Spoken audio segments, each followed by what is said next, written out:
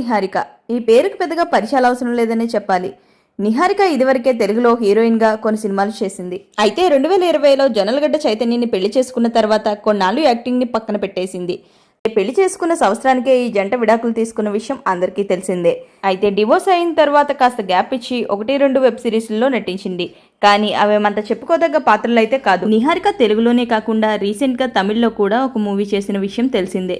నిహారిక కొణిదెల హీరోయిన్గా నటించిన తమిళ మూవీ మద్రాస్ కారన్ థియేటర్లలో రిలీజ్ అయిన నెల రోజులు కూడా కాకముందే ఓటీటీలోకి వస్తుంది. రామ్ చరణ్ గేమ్ చేంజర్, నిహారిక కొణిదెల మద్రాస్ కారన్ ఒకే రోజు రిలీజ్ అయ్యాయి. మెగా బ్రదర్ సిస్టర్ బాక్సాఫీస్ 4 ఆసక్తికరంగా మారింది. కానీ ఈ 2 సినిమాలు డిజాస్టర్ గా నిలిచిన విషయం తెలిసిందే. అయితే ఈ సినిమాలో ఒక రీమిక్స్ సాంగ్ లో హీరో హీరోయిన్ల కెమిస్ట్రీ హైలైట్ గా నిలిచింది.